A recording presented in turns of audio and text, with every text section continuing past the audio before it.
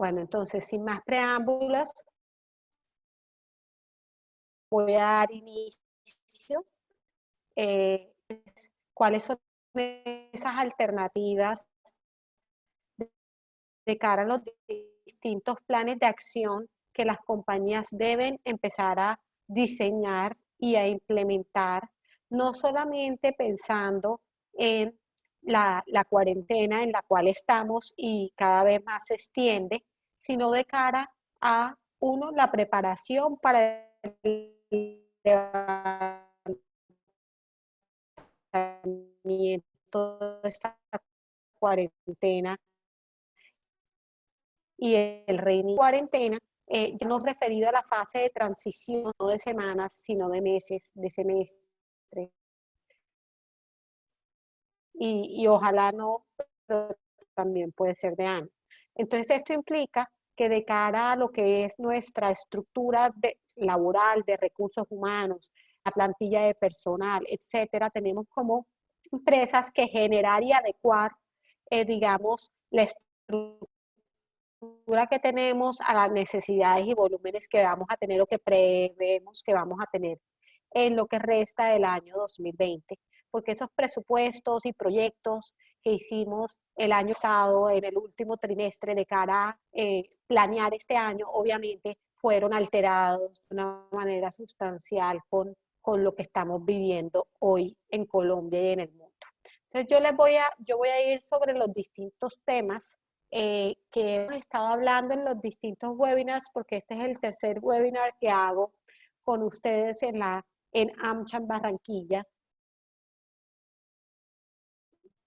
Pero les traigo, no es lo mismo porque cada semana tenemos noticias nuevas de las autoridades, resoluciones, circulares, decretos y fallos, por qué no decirlo, fallos de tutela también, que nos modifican el panorama laboral de cara a las alternativas que tenemos para implementar durante la coyuntura. Hay un gran abanico de posibilidades, como ustedes ven en esta diapositiva, desde el trabajo remoto hasta la terminación de contratos, yendo de la más light a la más drástica, pero en el interreno, la invitación es de acuerdo con la necesidad de la empresa, y me refiero al número de trabajadores, a los horarios de los trabajadores, porque hay industrias que, si bien están exceptuadas de la cuarentena o probablemente entren a operar el próximo 26, porque van a estar enmarcadas en el decreto que estamos esperando todos y que ya el presidente anunció en días pasados, van a tener unas necesidades de ajuste porque no van a poder volver sus trabajadores todos a la vez como lo hacían antes al inicio de su jornada laboral. Y para muchas empresas que simplificaron el tema y creyeron que el tema era volver y darle tapabocas a la gente al ingreso, pues están muy equivocados. Esto va a implicar ajustes de horarios de trabajo, muy seguramente, de turnos de trabajo, de volúmenes de personal dentro del recinto de trabajo, de mezclas, porque yo voy a poder tener funciones que voy a poder mantener en trabajo remoto durante la coyuntura, así esté exceptuado la cuarentena. El tema de las distintas licencias, permisos, ajustes en las condiciones económicas es totalmente legal y libre. Obviamente, respetar los mínimos legales. ¿Qué quiere decir eso? No se pueden hacer pactos en relación con renuncia al derecho a prestaciones sociales. Eso es inamovible, intocable, por el tema de que constituyen un derecho irrenunciable del trabajador. Es decir, así lo hagan, así el trabajador se los acepte, esos tipos de acuerdos no son válidos. Lo que sí puede acordarse, y esto lo sabíamos desde el día número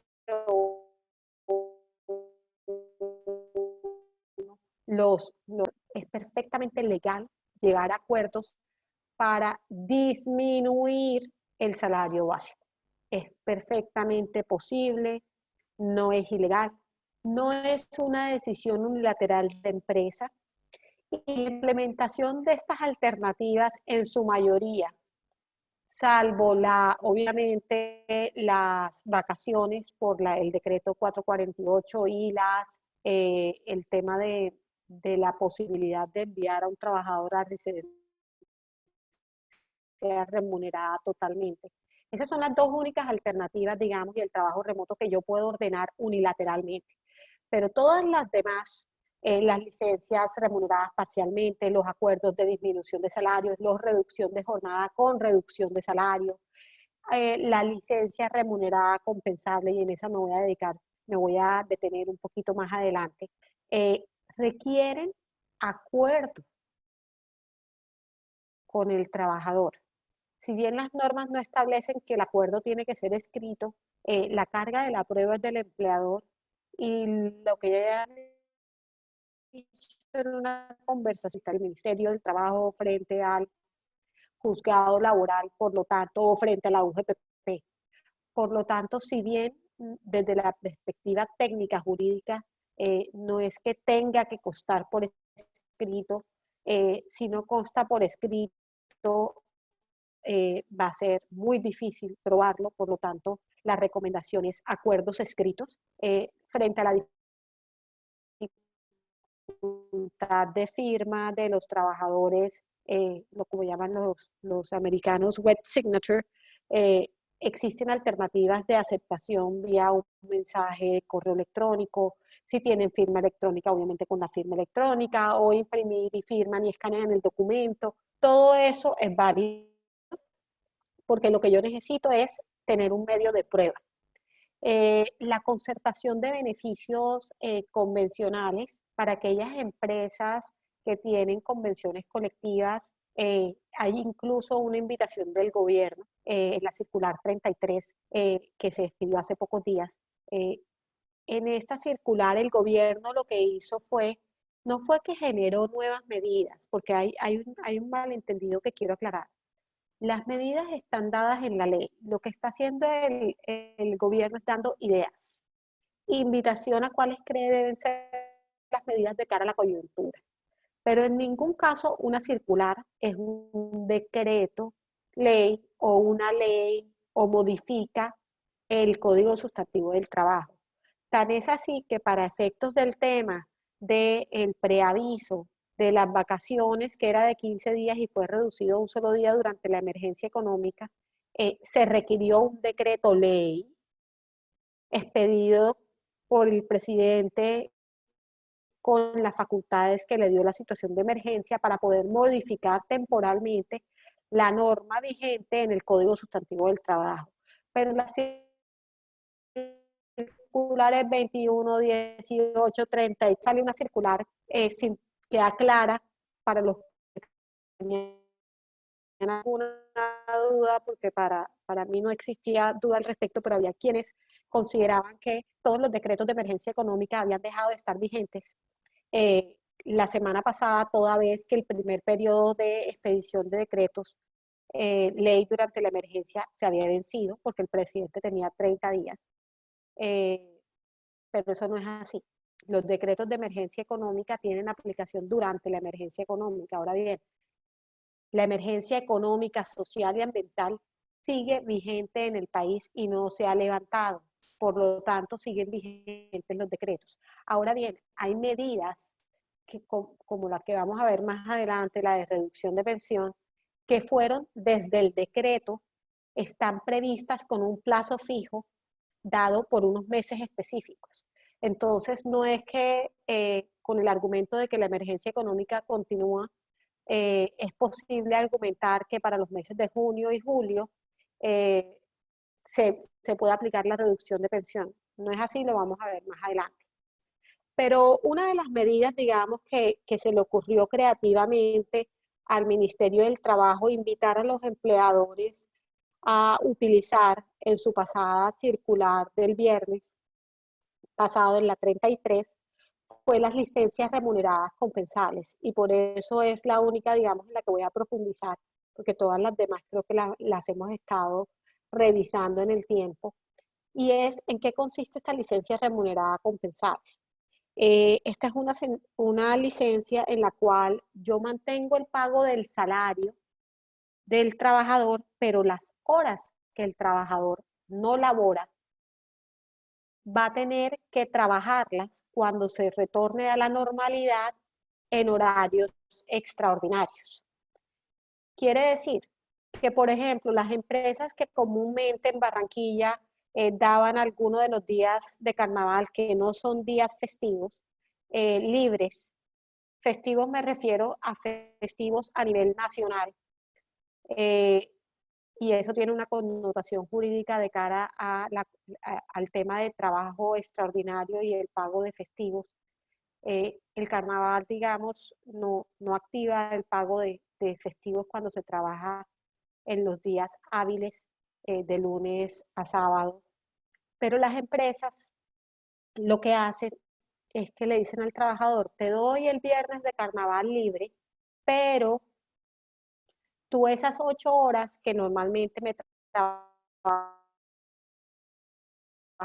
o 9 horas que me trabajabas el viernes, me las vas a compensar, es decir, me las vas a trabajar en jornadas, en semanas siguientes al carnaval, antes de lo que fuera el periodo, por ejemplo, algunas industrias, eh, el trabajador trabajaba las horas. Sin embargo, quiero resaltar ahí que la circular del ministerio no está exceptuando a las empresas al pago del recargo. Entonces, hay un tema que es debatible de cara a cómo se compensa eso, porque todos sabemos que, por ejemplo, si pretendo que me las compensen un domingo, el trabajo en domingo activa unos recargos por trabajo dominical y la hora extra activa unos recargos, bien sea diurna o nocturna, por el simplemente hecho de ser hora extra. Entonces ahí hay todo un tema que tienen que profundizar porque eso no es tan simple.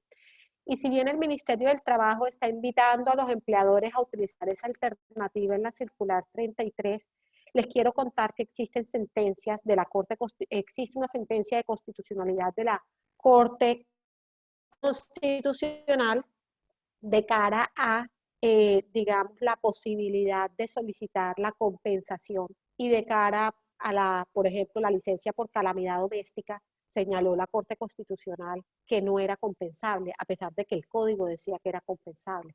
Entonces, ahí hay un riesgo que no sería un riesgo administrativo porque el Ministerio del Trabajo probablemente no podrá sancionar a las empresas que utilicen esta alternativa por la invitación que ellos mismos están haciendo, pero que en una sede judicial, si hay un reclamo judicial frente al juzgado, de Carolina, cara el pago de los recargos, ¿sí?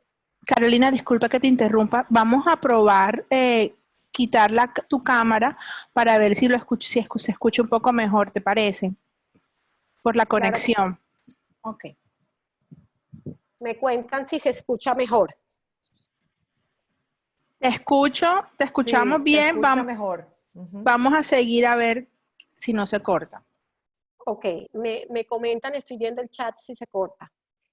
Lo que les estaba diciendo era que de cara a la licencia remunerada compensable que está invitando el ministerio a las empresas a implementar como una alternativa para proteger el ingreso de los trabajadores durante la coyuntura, que hay que revisar muy bien cómo se daría esa compensación, porque ahí eso ha sido cuestionado por la Corte Constitucional en el pasado.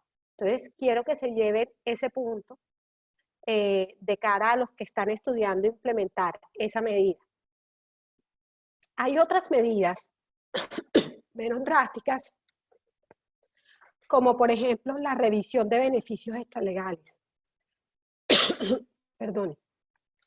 Por ejemplo, la revisión de las políticas internas.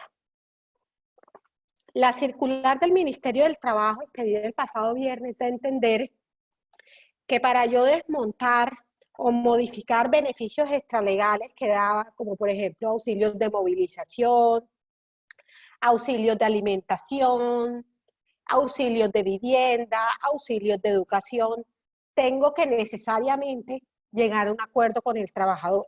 Eso no es cierto.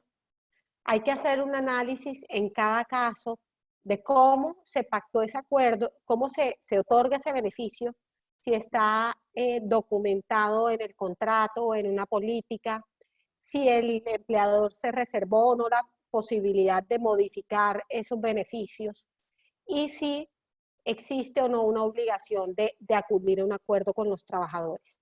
Entonces ahí el llamado es, revisen cuáles son esos beneficios extralegales que quisieran, si es que están en esa situación, desmontar porque perdieron su razón de ser. Y de cara a los mismos, habría que hacer un análisis para mirar si lo puedo suspender unilateralmente o si requiero un acuerdo con los trabajadores. Lo que sí es claro es que los acuerdos para reducir salarios tienen que ser acuerdos. No sería legal enviar una carta a los trabajadores diciendo a partir del 1 de abril sus salarios fueron reducidos en un 20%, por más de que la empresa esté en la situación económica que esté.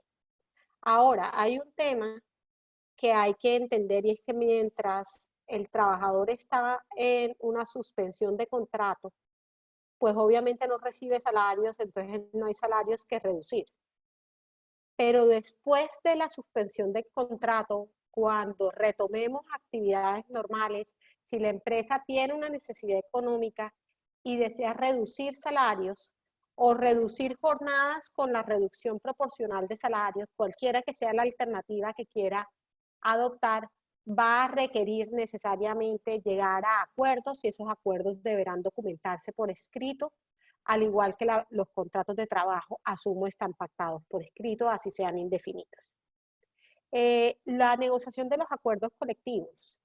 El ministerio invita a los sindicatos y a las empresas a ponerse de acuerdo porque es que la ley laboral incluso establece la posibilidad legal de revisar los acuerdos convencionales cuando las circunstancias económicas así lo ameriten. Entonces, el Ministerio del Trabajo, a través de su ministro, en las distintas entrevistas que concedió el día de ayer, escuché al ministro diciendo eso en la mañana, es esa postura de que los acuerdos de colectivos de trabajo están escritos en piedra y no son revisables porque hacerlo contraviene la ley y contraviene los principios de la OIT, eso carece de veracidad. De cara a la terminación de los contratos de trabajo, en Colombia existe la posibilidad legal, ha existido, no se ha modificado, sin embargo, tienen que tener en cuenta la figura del despido colectivo. Tienen que tener en cuenta que hay unos límites y que es importantísimo ser conscientes que si llegan a esos límites, que varían además, porque los límites varían dependiendo del tamaño de la empresa, del número de trabajadores, puede ser de un 5% hasta un 30%, las más pequeñas de 10 a 50 el 30% y las de más de 1000 el 5%.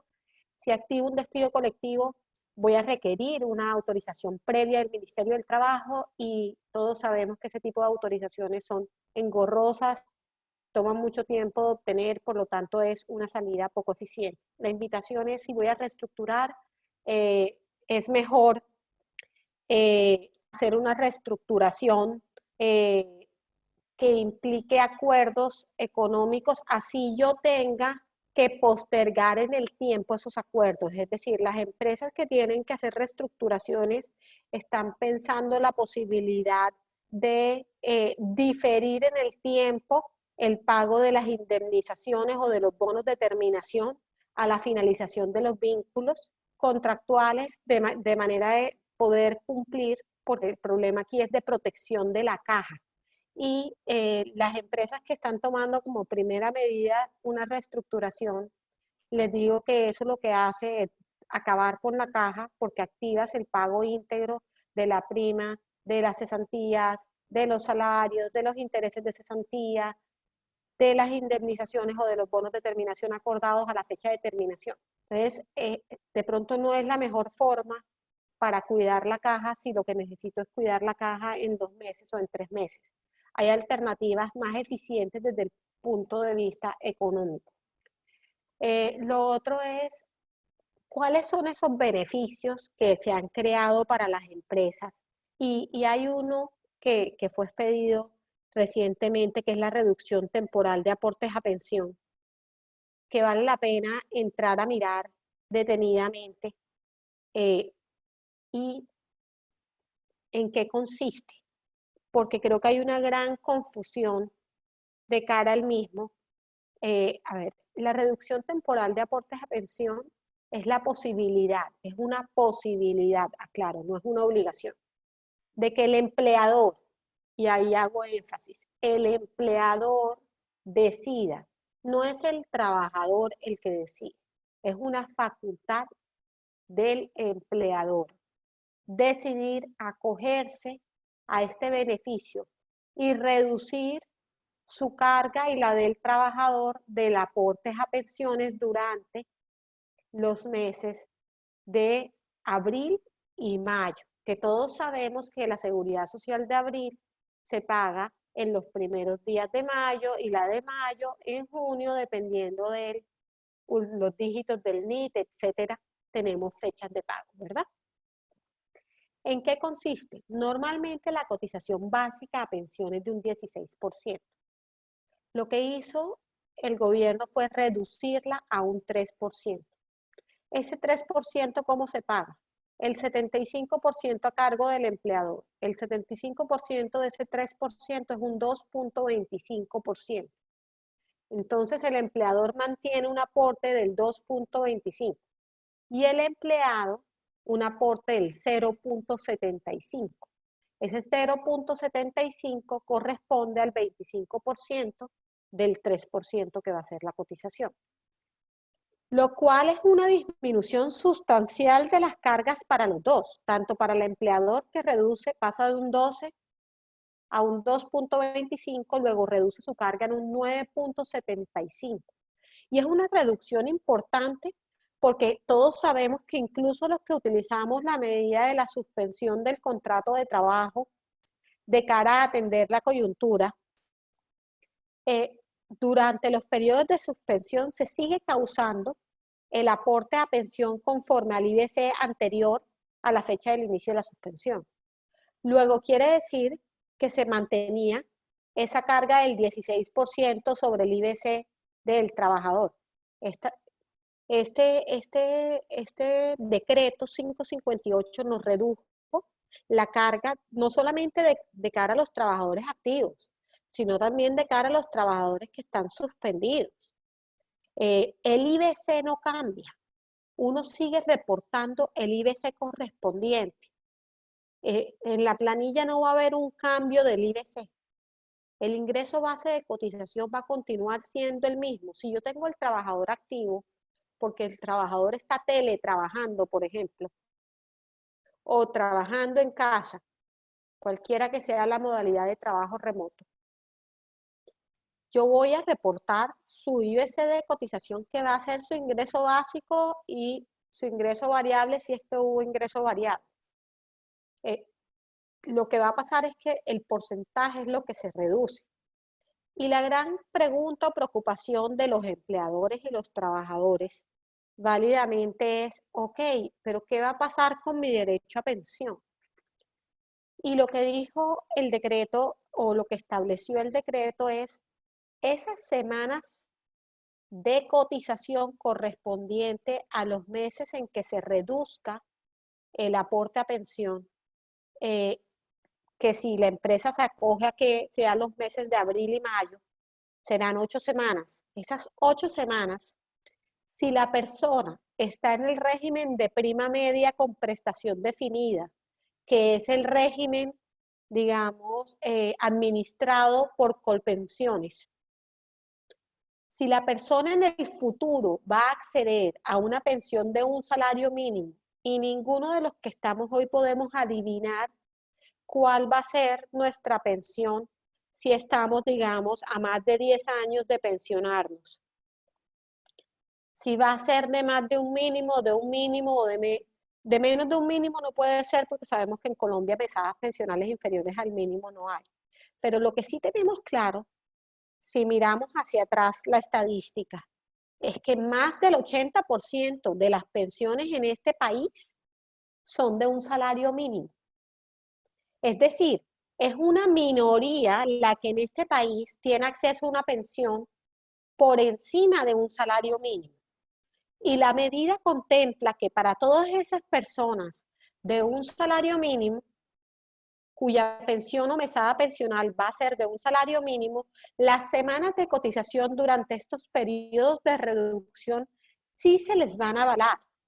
Y es que la gente piensa y está confundiendo con el ingreso del trabajador el tema de la mesada pensional.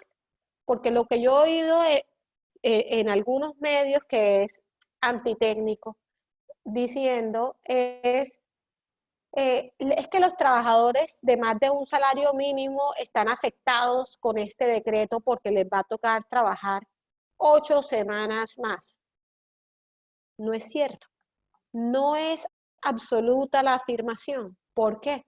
Porque si una persona se gana hoy en día 1.200.000 pesos, por ejemplo, que es un salario por encima del mínimo, que son 877.000 pesos, esa persona, la posibilidad, si ha mantenido su salario más o menos en esos rangos y está en los últimos años para pensionarse, su IBC y IBL le van a dar para que salga con un salario mínimo, porque la pensión tiene unas tasas de reemplazo, nadie se pensiona con el último salario. Luego, esa persona, la probabilidad de que tenga una pensión de salario mínimo es muy alta. Y si va para pensión de salario, ahora, si está de salario mínimo, o 25 salarios mínimos, esa persona que está en Colpensiones sí se va a ver afectada muy seguramente porque le va a tocar contribuir 8 semanas más. Ahora bien, ¿qué pasa con los que están en el régimen de ahorro individual? Los de régimen de ahorro individual que accedan al beneficio de pensión mínima porque no les alcanza en su cuenta pensional para fondear una pensión por encima del mínimo o equivalente al mínimo y el gobierno le pone un aporte. Esas personas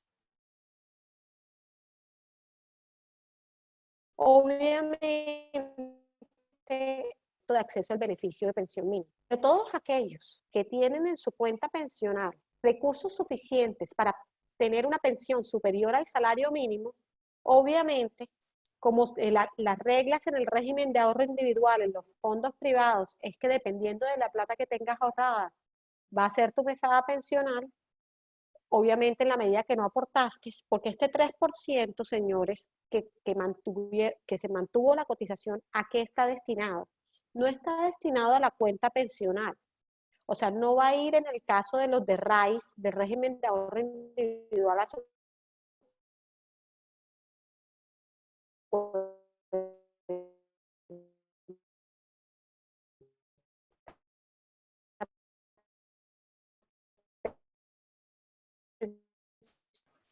Hola, Caro.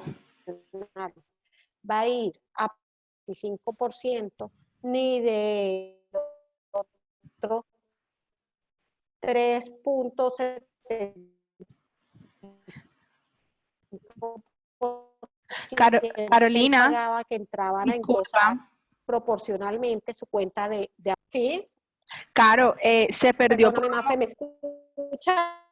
En estos momentos no, se está cortando la voz y quieren que por favor si puedes repetir lo que mencionaste anteriormente. ¿Me escuchas? Sí, te escuchamos. Listo. Lo que les estaba diciendo es que el 3% de la cotización se va a destinar a pagar los seguros de invalidez y sobrevivencia y las comisiones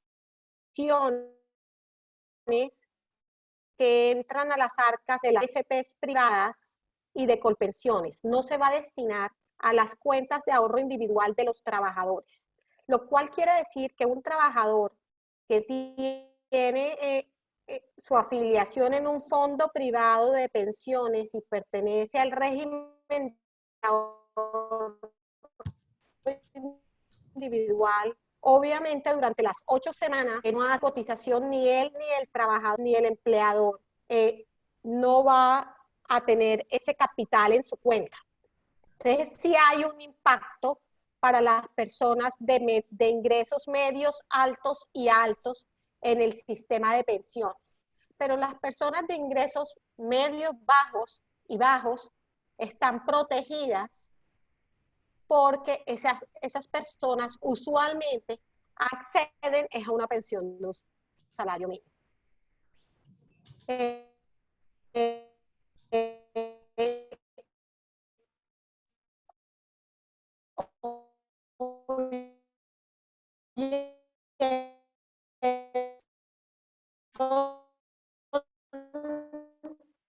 Claro, Porque también tiene que ver con el internet.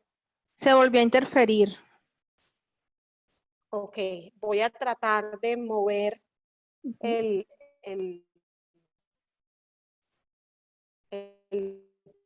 punto de sonido. A ver si mejora. ¿Me escuchan? Cuando, ¿Me escuchan? sí, ahora sí, sí te estamos escuchando. Lo que sucede es que a medida que vas conversando, se interfiere la conexión del audio y se corta.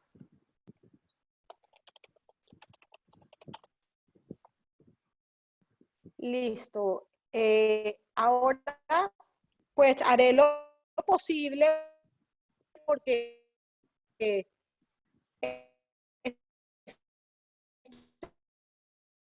estoy conectada por ser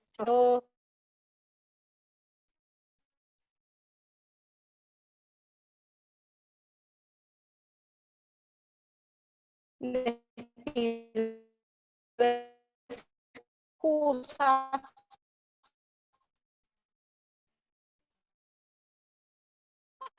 Al mundo. Voy a proponer algo. Vamos a mirar si te puedes conectar solamente el audio con con tu celular y sigues pasando la presentación con el computador. Aquí tenemos a Juan Gómez, levantó la mano. Bueno, hay varias preguntas, pero yo creo que vamos a hacer lo que está sugiriendo. Mafe, por favor. Con la medida de reducción del aporte podrá perfectamente tomar la decisión de continuar haciendo el aporte respecto a ellos del 16%. Hay otro punto que se está discutiendo mucho y se refiere al tema de si tiene o no que hacerse el aporte al Fondo de Solidaridad Pensional. Todos sabemos que los trabajadores de más de 4 salarios mínimos hacen un aporte adicional, ¿verdad?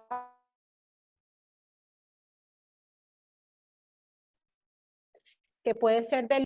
el gran cuestionamiento es si ese aporte debe hacerse o no debe hacerse. Y lo que está diciendo la ANDI y el Ministerio del Trabajo es que no debe hacerse. Sin embargo, el decreto 558 no dice nada del Fondo de Solidaridad Pensional. Por lo tanto, hay quienes dicen no nos están relevando de la obligación de hacer ese aporte. Hay que esperar que salga el decreto de planilla, que todavía no ha salido. Debería estar saliendo hoy. Si no sale hoy, saldrá la próxima semana, pero la idea es que la planilla del mes de abril, que se paga en mayo, funcione, digamos, ya con los ajustes y tenga parametrizado este tema de qué va a pasar con el Fondo de Solidaridad Pensional. Aportes en línea y mi planilla salieron a decir que no aplica el aporte a Fondo de Solidaridad Pensional cuando el empleador decide acogerse a la reducción en la cotización a pensión. El otro punto que quería tocar es el tema de intereses de mora. Para aquellas empresas que tienen que cuidar su caja, tengan en cuenta que si están en mora en el pago de sus planillas durante la emergencia, y no es solamente para los meses de abril y mayo, aplica para la planilla de marzo que debía pagar en abril. Si no tengo los recursos, o los tengo, pero no los tengo que decir si pago nómina o si pago seguridad social porque no me alcanza para las dos cosas, tienen la posibilidad de pagar extemporáneamente y no les van a cobrar intereses de mora. Este es un tema que no se ha publicitado mucho, pero que yo creo que es importante que las empresas conozcan, sobre todo esas que tienen dificultades económicas y tienen que cuidar la caja mucho en este periodo hasta que reabran y tengan nuevos ingresos. Y salió la semana pasada, a finales de la semana antepasada, una resolución del SENA extendiendo hasta el 26 de abril la suspensión en contratación de aprendices. ¿Qué significa esto? Es que han habido distintas, el SENA ha sacado, entonces cada semana la noticia es diferente. Por eso muy seguramente los de la semana antepasada me oyeron decir tienen que cumplir con la cuota de aprendices. Ahora, si es que si ya se las fijaron y están en el periodo para contratar los aprendices. Y les subimos monetizar nuevamente, y entonces no hay que contratar aprendices en el periodo, si es que ya tengo mi cuota fijada y estaba en el periodo de los 20 días para contratarlos, estoy digamos, a tiempo y no tengo nada vencido si es que los contrato después del 26. La norma salió hasta el 26, no está hasta el 11 de mayo. Luego la suspensión es hasta el 26. Si yo tengo los contratos de aprendizaje vigentes de cara a esos contratos de aprendizaje y aprendices que tenía, yo tengo que tomar medidas, y eso no es este tema de la suspensión de obligación de contratar aprendices, sino que tengo que, o bien, si están en etapa lectiva, no tengo ninguna causal para suspenderlos.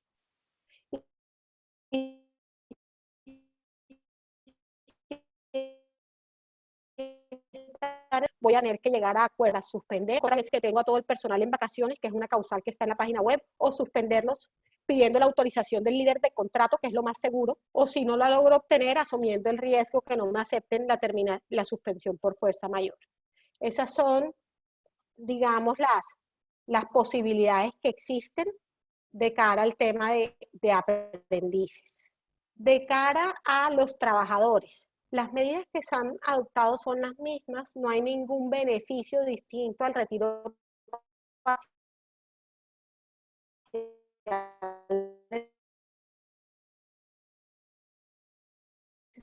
y las cajas de compensación, digamos, acá en el cesante, un nuevo subsidio de 2 salarios mínimos y el mantenimiento del servicio de salud. Este tema del mantenimiento del servicio de salud lo quiero resaltar.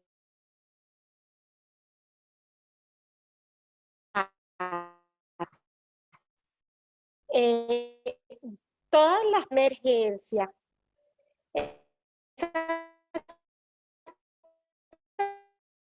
personas poder mantenerse en el régimen contributivo de salud.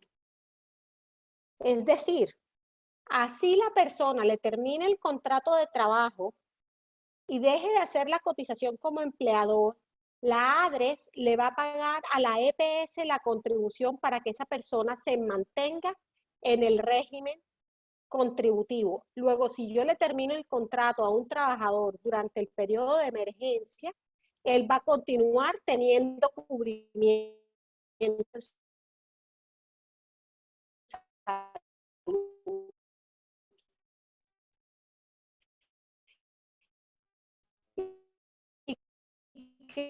creo que esos aprendices, y la voy a contestar. Es sencillo.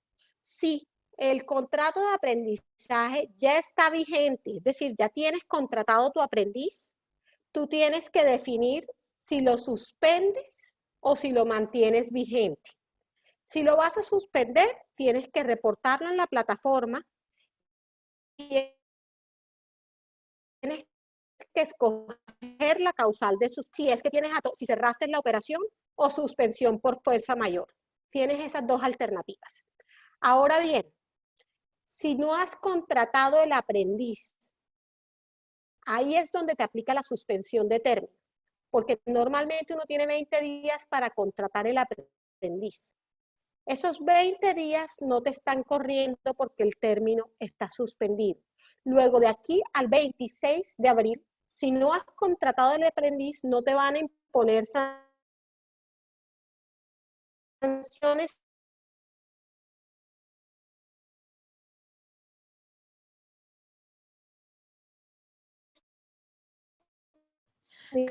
Caro, te perdimos la conexión por un momento.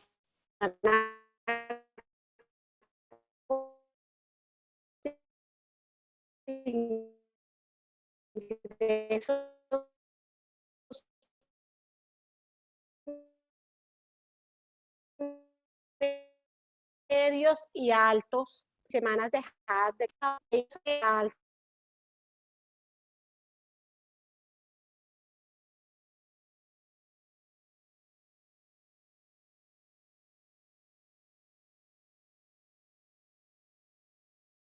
Cesantías comenzaron a bajar por la rentabilidad de cada fondo.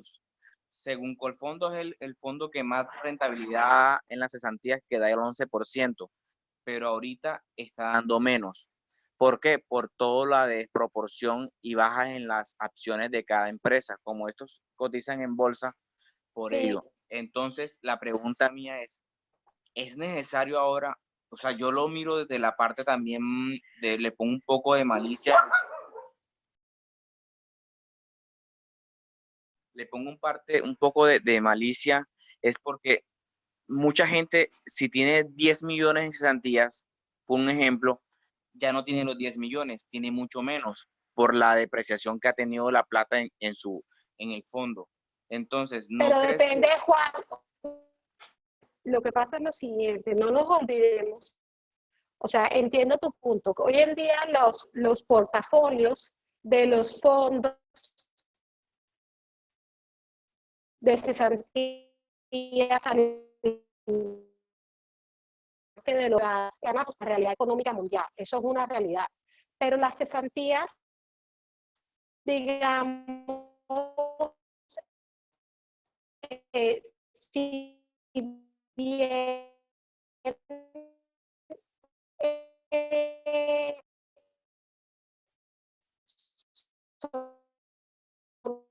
un ahorro y el empleado puede escoger la modalidad. Un trabajador retire el saldo que tiene de sus cesantías. Que si fue un buen negocio o un mal negocio para el trabajador,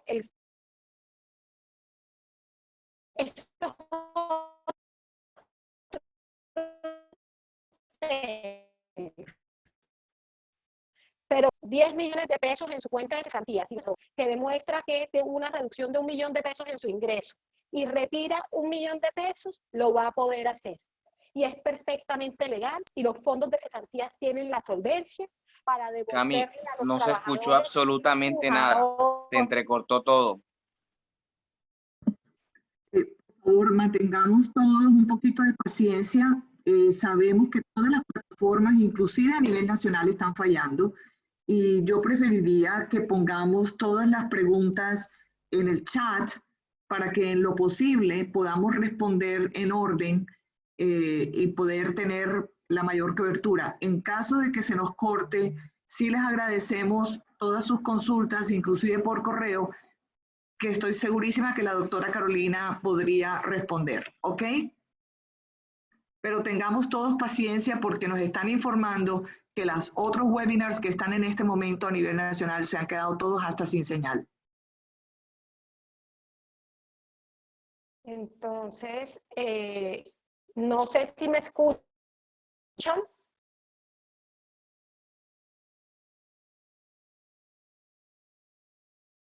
¿Me están escuchando, Vicky? Carolina, sí te escuchamos. Lo que sucede es que a medida que vas hablando se va cortando un poco el audio. Es solamente eso. Ok. Pues si quieres, no sé si no me oyeron la respuesta de Juan. La respuesta de Juan fue: efectivamente es posible retirar las cesantías. Si el trabajador perdió o ganó con el fondo de cesantías que escogió y el portafolio que escogió, eso es un tema diferente, pero sí puede retirar sus cesantías para atender la disminución salarial que haya sufrido. Y es perfectamente legal, y yo estoy viendo a los trabajadores hacerlo, y los fondos no están bloqueando esos retiros, y no debería haber ningún inconveniente. Y si hay algún trabajador que está teniendo un inconveniente porque el fondo le está de alguna manera impidiendo hacer el retiro, debería poner la queja ante la Superintendencia Financiera online para que ese fondo lo fiscalicen y lo multen. Si quieres, Mafe, hazme las otras preguntas. Claro, ya te hago las otras preguntas. Mafe, sugiero desde el inicio. Hay permíteme, yo hago esta primera. Vete desde el inicio y le das después curso a las siguientes. Caro, ¿me escuchas? Perfecto. Listo. Maribel Chamorro preguntó, los fondos de pensiones comentan que el 3% que finalmente queda de aporte, que finalmente el 3% que queda de aporte no va al trabajador, sino que lo destinan al seguro. Es decir, que en su historial estará en 0 pesos. ¿Cuál es su interpretación? El 3% se destina a la comisión. Ese 3% se lo va a quedar el fondo en su mayoría, y un porcentaje bastante menor de ese 3% es lo que se destina a pagar la prima de seguro de riesgo de invalidez y sobrevivencia. Porque no se les olvide que el sistema de pensiones en Colombia no solamente asegura vejez, asegura también invalidez y sobrevivencia. Entonces, lo que no te está diciendo el fondo, Maribel, es que esos 3% se lo están quedando ellos. Ellos están cobrando comisión por administrarles las pensiones a los trabajadores. Y lo que hizo el presidente para no golpear más la rentabilidad de los, digamos, lo que le está pasando a los fondos por la situación económica mundial, es mantenerles su comisión. Luego ese 3% se lo queda en su mayoría el fondo, y el trabajador no le entra un solo peso en su cuenta de ahorro pensional. Eso es cierto. Y los trapitos húmedos. Mafe, si quieres la siguiente pregunta. Claro, mira, Viviana Vergel nos pregunta, ¿acogerse a este beneficio de reducción de aportes a pensión requiere ser concertado con el trabajador o se hace de manera unilateral? De manera unilateral. No tiene que ser concertado. Listo, ya te doy la... Bueno, Maribel dice que en conclusión va en 0 pesos al trabajador, el 3% se va a los seguros de cada fondo, no al trabajador, dada esa la situación que se accede al beneficio. ¿Quiere confirmar si es así entonces la respuesta? Sí, es así, Maribel. Bueno, Juan Gómez nos comenta que no está claro, es el tema de los retiros, ya que no es momento por el que los fondos han bajado la rentabilidad de cada aporte. Creo que esto ya lo respondiste. Sí, ya lo respondimos. Sí. Que de pronto económicamente no es un buen negocio retirar hoy en día, y que es evidente que los fondos de pensiones están afectados, y los fondos de cesantía obviamente quieren retener esos recursos, pero legalmente no pueden, si es que el trabajador los quiere retirar. Carolina, Elizabeth Barbosa quiere que le amplíes un poco la información con el tema de los aprendices del SENA, porque se entrecortó. Elizabeth, te comento. De cara al tema de aprendizaje, de los contratos de aprendices, las compañías tienen una cuota. Tú puedes, frente a tu cuota de aprendices, tener ya los contratos suscritos. Si esa es tu situación, tú, frente a esos contratos de aprendizaje, tienes que tomar una decisión. Si los vas a mantener y les sigues pagando el apoyo de sostenimiento a los aprendices en etapa práctica y teletrabajan o trabajan remotamente durante este periodo, o si los vas a suspender. Para suspender los contratos de aprendizaje, tienes que ir a la plataforma del SENA, reportar la suspensión y llegar a un acuerdo cuando es por fuerza mayor con el líder de contratos para que después no tengas un problema y te digan que incumpliste la cuota. Ese es un escenario. Otro escenario es si resulta que tú en este momento te cogió la contingencia del confinamiento y de la emergencia económica y tú estabas para contratar aprendices. Es decir, digamos que tu contrato de aprendizaje se terminaba el 30 de marzo. Ese contrato de aprendizaje, ese aprendiz, tú lo tienes que reponer porque tu cuota de aprendizaje sigue vigente. Tienes un plazo de 20 días para reponerlo. Lo que está hoy en día suspendido es el plazo de 20 días. Luego, si tú no has contratado ese aprendiz, no estás en incumplimiento porque está suspendido el plazo de los 20 días para contratar aprendices. Espero haya podido aclarar tu duda y el sonido me haya colaborado. Sí, Carolina. Hay otra pregunta de Álvaro Gutiérrez que dice lo siguiente: si la empresa se acoge al beneficio del pago del aporte a pensión del 3%, ¿de qué manera puede compensar a sus trabajadores de ingresos medios y altos afiliados al régimen privado y público esos aportes y semanas dejadas de cotizar? Bueno, en el régimen privado es más fácil, Álvaro, porque yo voy a poder hacer un aporte voluntario y la plata va al capital pensional de la persona. Ahí no es un tema de semanas, es un tema de capital. Entonces, en el fondo privado, yo puedo hacer un aporte voluntario a pensiones de ese trabajador para compensar, digamos, la disminución en el capital. O el mismo trabajador puede decir, ya que la empresa redujo el aporte al 3%, yo quiero que me deduzcan el 10, el 5, el 20, lo que decide el trabajador y mandarlo a una cuenta de pensiones voluntarias o como aporte voluntario a pensión obligatoria. Tiene dos modalidades que puede utilizarse para compensar en el fondo privado. Pero en el fondo de Colpensiones, que no es un fondo, en Colpensiones a los de régimen de prima media, yo no voy a tener cómo activarle las semanas a esa persona si es que esa persona va a obtener una pensión superior al salario mínimo. Entonces, los que digamos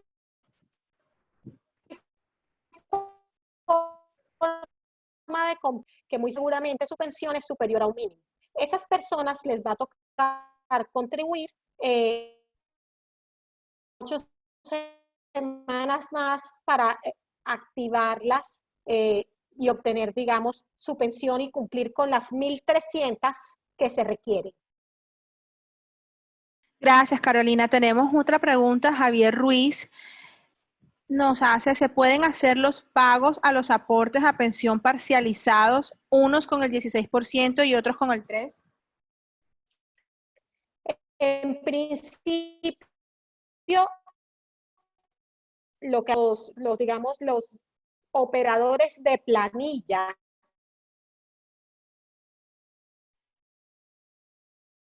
que son en últimas los que van a implementar esta, dicen que sí va a ser viable poder escoger. Lo que pasa es que los fondos de pensiones opcional para el mes completo y para todo los trabajadores, pero lo más probable es que sí vayan a poder escoger, porque tanto los trabajadores como los empleadores, ¿no?, en que debería ser opcional y yo poder escoger para unos sí y para unos no, para aplicarles la medida. Claro, aquí tengo otra pregunta, la hace Juan Gómez. Con toda esta situación, ¿las primas se tienen que pagar sí o sí en junio o se hará una extensión?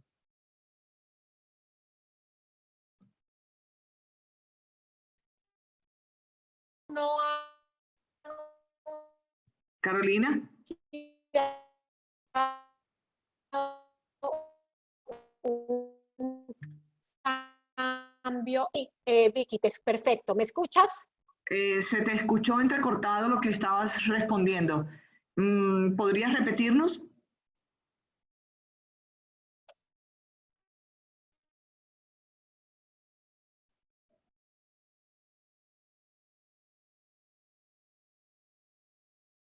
Un segundo. Juan Gómez pregunta, ¿las primas con toda esta situación, las primas se tienen que pagar sí o sí en junio o se hará una extensión? Hasta ahora sí o sí en junio, Juan. No hay anuncio del gobierno de extender el plazo del pago de la prima. Una pregunta, Caro, discúlpame. Disculpa que sea un poco tan intenso con las preguntas, pero no hay ningún plan de salvavidas del Estado, porque yo trabajo en una empresa que está en ley 1116 y entenderás, ahorita estabas hablando acerca del tema de las empresas que están un poco apretadas financieramente. Dentro de ese rubro de empresas, ¿no hay un plan de salvavidas para poder mitigar el impacto de la prima? No hay ningún tipo de medida expedida para el tema de la prima específicamente, Juan, pero sí hay unas medidas que, digamos, las empresas que están en régimen de insolvencia pueden utilizar.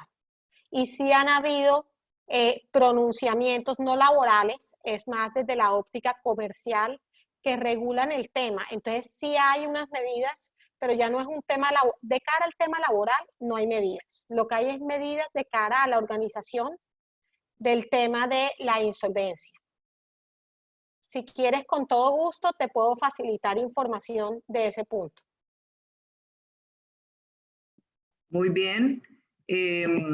Gracias, Carolina, por todo este. Aquí Juan nos está mandando el correo, sin embargo, nosotros estaremos también conectándonos con la doctora Carolina para poderle entregar esta información y que ella pueda respondernos unas inquietudes.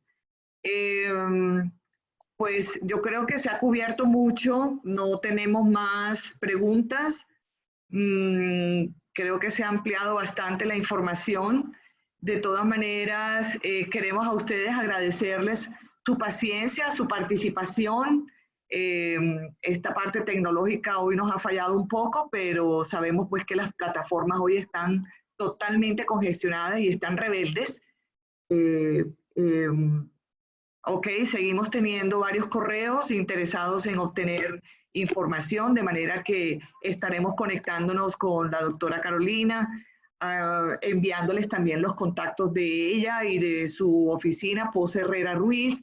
Agradecemos enormemente su participación en esto y pues seguiremos definitivamente aportando todo nuestro granito de arena para el apoyo a todos nuestros empresarios, que eso es lo que realmente hace muy fuerte la organización de AmCham, y seguimos aportando todo nuestro recurso y nuestra experticia a través de todos nuestros expertos y líderes en cada una de estas áreas que hoy son la bandera dentro de los afiliados. Muchas gracias, Vicky, por el espacio. Les pido excusas por el internet, pero es un tema de plataforma según lo que me reportan aquí. Sí, es correcto, pero no te preocupes, que sabemos que hay congestión a nivel nacional, porque simultáneamente se están llevando otros webinars y están todos también en crisis, así que No te preocupes, aquí hemos sido todos muy pacientes.